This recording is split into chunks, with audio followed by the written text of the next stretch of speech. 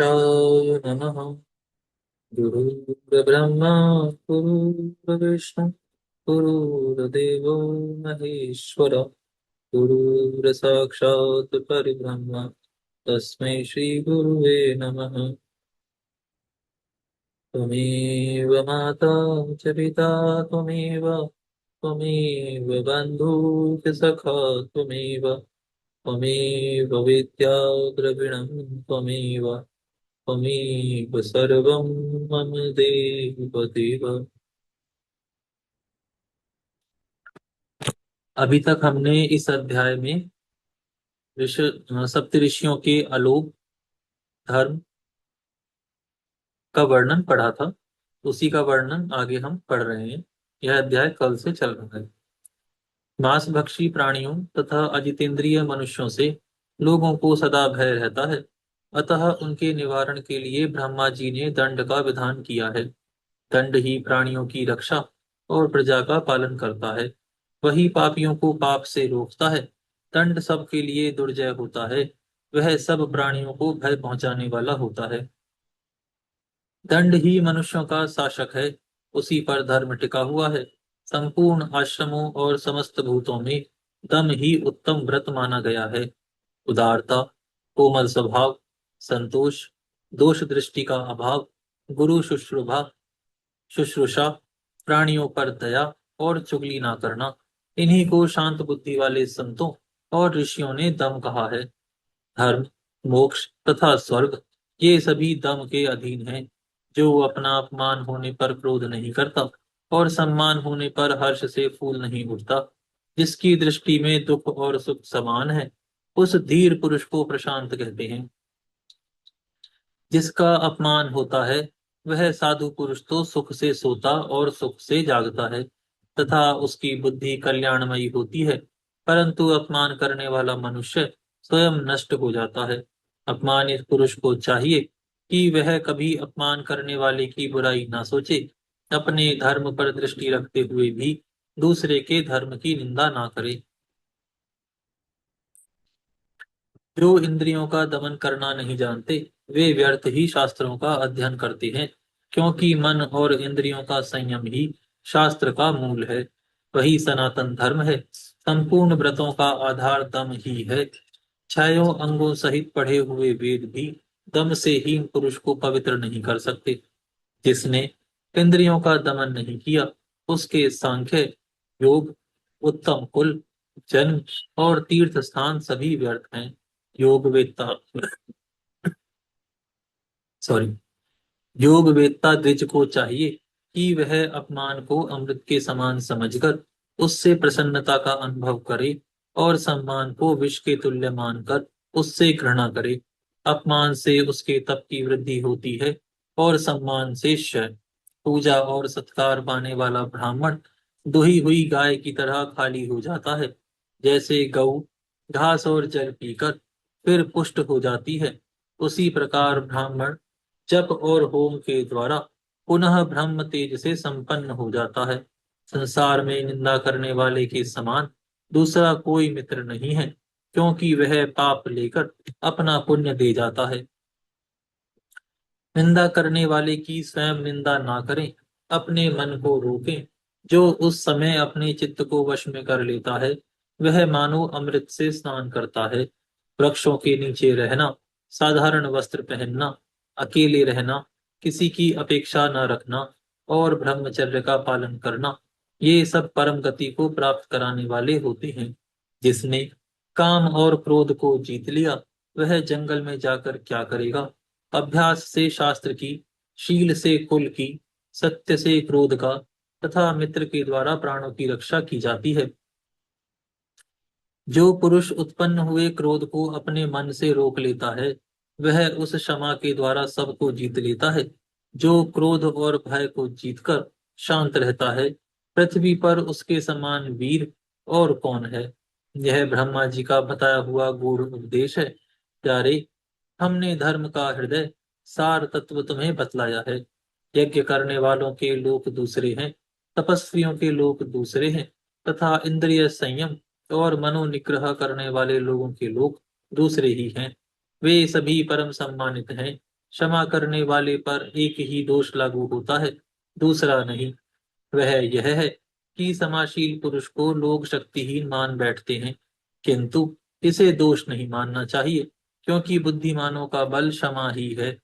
जो शांति अथवा क्षमा को नहीं जानता, वह ईष्ट यज्ञ आदि और पूर्त तालाब आदि खुदवाना दोनों के फलों से वंचित हो जाता है। क्रोधी मनुष्य जो तप, होम और पूजन करता है, वह सब फूटे हुए घड़े से जल की भांति नष्ट हो जाता है। जो पुरुष प्रातः काल उठकर प्रतिदिन इस पुण्यमयी दमाध्याय का पाठ करता है, वह धर्म की नौका पर आरूढ़ होकर सारी कठिनाइयों को पार कर जाता है।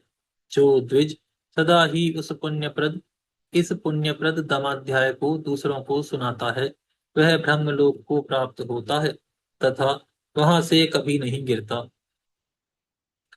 धर्म का सार सुनो और सुनकर उसे धारण करो।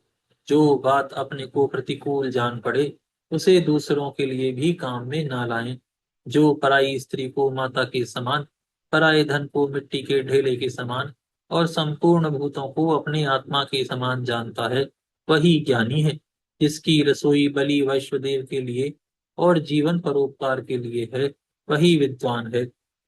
जैसे धातुओं में स्वर्ण उत्तम है, वैसे ही परोपकार सबसे श्रेष्ठ धर्म है। वही सर्वस्व है। संपूर्ण प्राणियों के हित का ध्यान रखने वाला पुरुष अमृतत्व को प्राप्त करता है। पुलस्त जी कहते हैं, इस प्रकार ऋषियों ने शुनह सख के सामने धर्म के सार तत्व का प्रतिपादन करके उनके साथ वहां से दूसरे वन में प्रवेश किया। वहां भी उन्हें एक बहुत विस्तृत जलाशय दिखाई दिया, जो पद्म और उत्पलों से आच्छादित था। उस सरोवर में उतरकर उन्होंने मृणाल उखाड़े और उन्हें ढेर के ढेर किनारे पर रखकर जल से संपन्न होने वाली पुण्य क्रिया, संध्या, तर्पण आदि करने लगे। तत्पश्चात जब वे जल से बाहर निकले, तो उन मृणालों को ना देखकर परस्पर इस प्रकार कहने लगे। ऋषि बोले, हम सब लोग क्षुधा से कष्ट पा रहे हैं। ऐसी दशा में किस पापी और क्रूर ने मृणालों को चुरा लिया? जब इस तरह कुछ पता ना लगा, तब सबसे पहले ऋषि कश्यप जी बोले, जिसने मृणाल की चोरी की हो, उसे सर्वत्र सब कुछ चुराने का, धाती रखी हुई वस्तु पर जी ललचाने का और झूठी गवाही देने का पाप लगे। वह दंभ पूर्वक धर्म का आचरण और राजा का सेवन करने, मद्य और मांस का सेवन करने, सदा झूठ बोलने, सूद से जीविका चलाने और रुपया लेकर लड़की बेचने के पाप का भागी हो। श्री वशिष्ठ जी ने कहा, जिसने उन मृणालों को चुराया हो, उसे ऋतु काल के बिना ही दिन में सोने, एक दूसरे के यहाँ जाकर अतिथि बनने, जिस गांव में एक ही कुआं हो वहां निवास करने, ब्राह्मण होकर शूद्र जाति की स्त्री से संबंध रखने का पाप लगे। और ऐसे लोगों को जिन लोकों में जाना पड़ता है, वहीं वह भी जाए। ऋषि भारद्वाज बोले, जिसने मृणाल चुराए हों, वह सबके प्रति क्रूर, धन के अभिमानी, सबसे डाह रखने वाले, चुगलखोर और उस और रस बेचने वाले की गति प्राप्त करे। ऋषि गौतम ने कहा, जिसने मृणालों की चोरी की हो, वह सदा शूद्र का अन्न खाने वाले, पर स्त्रीगामी और घर में दूसरों को न देकर अकेले मिष्ठान्न भोजन कराने वाले के समान पाप का भागी हो। ऋषि विश्वामित्र जी बोले, जो मृणाल चुरा ले गया हो, वह सदा काम परायण, दिन में संबंध करने वाले, नित्य पातकी, पराई निंदा करने वाले और पर स्त्रीगामी की गति प्राप्त करे। ऋषि जमदग्नि जी ने कहा, जिसने मृणालों की चोरी की हो, वह दुर्बुद्धि मनुष्य अपने माता पिता का अपमान करने के, अपनी कन्या के दिए हुए धन से अपनी जीविका चलाने के, तथा दूसरे की रसोई में भोजन करने के, पर स्त्री से संपर्क रखने के और गौओं की बिक्री करने के पाप का भागी हो। ऋषि पराशर जी बोले, जिसने मृणाल चुराए हो, वह दूसरों का दास एवं जन्म जन्म क्रोधी हो तथा सब प्रकार के धर्म कर्मों से हीन हो। सुनह सख जी ने कहा, जिसने मृणालों की चोरी की हो, वह न्याय पूर्वक वेदाध्ययन करे, अतिथियों में प्रीति रखने वाला गृहस्थ हो, सदा सत्य बोले, विधिवत अग्निहोत्र करे, प्रतिदिन यज्ञ करे और अंत में ब्रह्मलोक को जाए। ऋषियों ने कहा, सुनह सक, आपने जो शपथ की है वह तो द्विजाति मात्र को अभिष्ट ही है, अतः आप ही ने हम सबके मृणालों की चोरी की है। सुनह सक जी बोले, ब्राह्मणों, मैंने ही आप लोगों के मुंह से धर्म सुनने की इच्छा से यह मृणाल छिपा दिए थे, मुझे आप इंद्र समझें। मुनिवरों, आपने लोभ के परित्याग से अक्षय लोकों पर विजय पाई है, अतः इस विमान पर बैठिए, अब हम लोग स्वर्ग लोक को चलें। तब महर्षियों ने इंद्रदेव को पहचान कर उनसे इस प्रकार कहा। ऋषि बोले, देवराज, जो मनुष्य यहाँ आकर मध्यम पुष्कर में स्नान करे और 3 रात यहाँ उपवास पूर्वक निवास करे, उसे अक्षय फल की प्राप्ति होती है। वनवासी महर्षियों के लिए जो 12 वर्षों की यज्ञ दीक्षा बताई गई है, उसका पूरा पूरा फल उस मनुष्य को भी मिल जाता है, उसकी कभी दुर्गति नहीं होती, वह सदा अपने कुल वालों के साथ आनंद का अनुभव करता है तथा ब्रह्मलोक में जाकर ब्रह्मा जी के 1 दिन तक यानी कल्प भर वहां निवास करता है। यहाँ पर यह अध्याय पूर्ण होता है। आज हम यहाँ विराम करते हैं, फिर कल से प्रारंभ करेंगे। हे गौ माता, आप सभी देवी देवताओं की माता, सभी पुण्य का पुण्य, सभी तीर्थों का तीर्थ हैं। हम सभी आपको दंडवत प्रणाम करते हैं।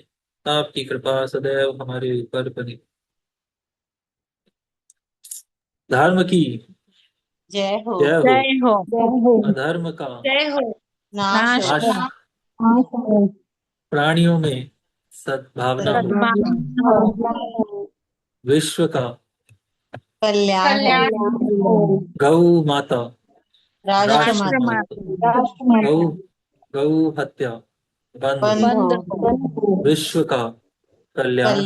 कल्याण हो। नमः पार्वती पतये, हर हर हर महादेव। हर महादेव।